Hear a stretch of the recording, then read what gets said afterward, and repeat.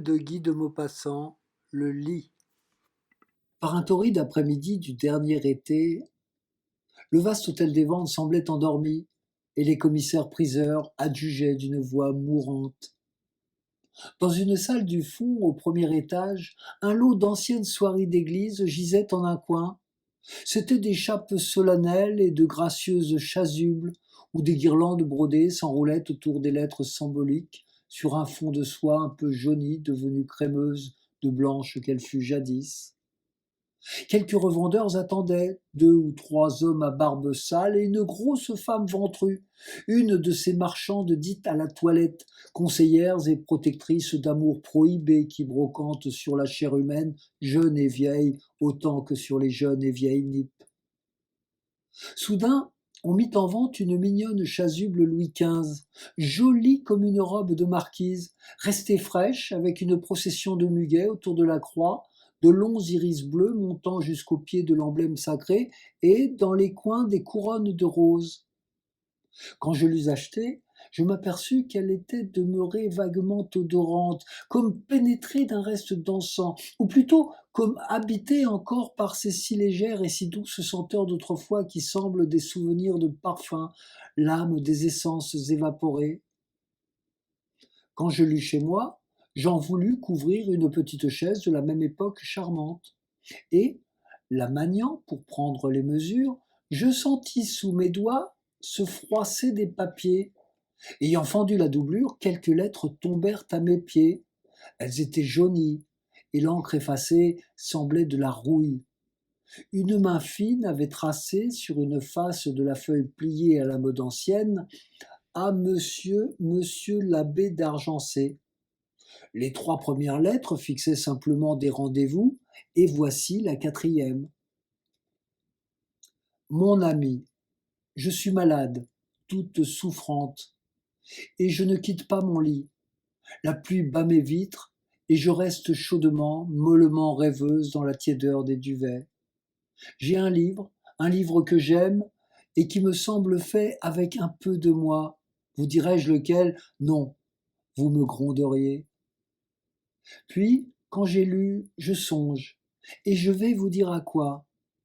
On a mis derrière ma tête des oreillers qui me tiennent assise, et je vous écris sur ce mignon pupitre que j'ai reçu de vous. Étant depuis 3 jours en mon lit, c'est à mon lit que je pense, et même dans le sommeil j'y médite encore. Le lit, mon ami, c'est toute notre vie. C'est là qu'on est, c'est là qu'on aime, c'est là qu'on meurt. Si j'avais la plume de monsieur de Crébillon, j'écrirais l'histoire d'un lit. Et que d'aventures émouvantes, terribles aussi, que d'aventures gracieuses aussi, que d'autres attendrissantes. Que d'enseignements n'en pourrait-on pas tirer de moralité pour tout le monde? Vous connaissez mon lit, mon ami. Vous ne vous figurerez jamais que de choses j'y ai découvertes depuis 3 jours, et comme je l'aime davantage. Il me semble habité, hanté, dirais-je, par un tas de gens que je ne soupçonnais point et qui cependant ont laissé quelque chose d'eux en cette couche. Oh, comme je comprends pas ceux qui achètent des lits nouveaux, des lits sans mémoire. Le mien, le nôtre, si vieux, si usé, si spacieux, a dû contenir bien des existences de la naissance au tombeau. Songez-y, mon ami, songez à tout, revoyez des vies entières entre ces 4 colonnes, sous ce tapis à personnages tendus sur nos têtes qui a regardé tant de choses. Qu'a-t-il vu depuis 3 siècles qu'il est là? Voici une jeune femme étendue. De temps en temps, elle pousse un soupir, puis elle gémit, et les vieux parents l'entourent. Et voilà que d'elle sort un petit être miaulant comme un chat et crispé, tout ridé. C'est un homme qui commence. Elle, la jeune mère, se sent douloureusement joyeuse. Elle étouffe de bonheur à ce premier cri, et tend les bras, et suffoque, et autour on pleure avec délice, car ce petit morceau de créature vivante séparée d'elle, c'est la famille continuée, la prolongation du sang, du cœur et de l'âme des vieux qui regardent, tout tremblants. Puis, voici que pour la première fois 2 amants se trouvent chair à chair dans ce tabernacle de la vie. Ils tremblent, Mais transportés d'allégresse, ils se sentent délicieusement l'un près de l'autre, et peu à peu leurs bouches s'approchent. Ce baiser divin les confond, ce baiser porte du ciel terrestre, ce baiser qui chante les délices humaines, qui les promet toujours, les annonce et les devance. Et leur lit s'émeut comme une mer soulevée, ploie et murmure, semble lui-même animé, joyeux, car sur lui le délirant mystère d'amour s'accomplit. Quoi de plus suave, de plus parfait en ce monde que ces étreintes faisant de deux êtres un seul, et donnant à chacun, dans un même moment, la même pensée, la même attente et la même joie éperdue qui descend en eux comme un feu dévorant et céleste.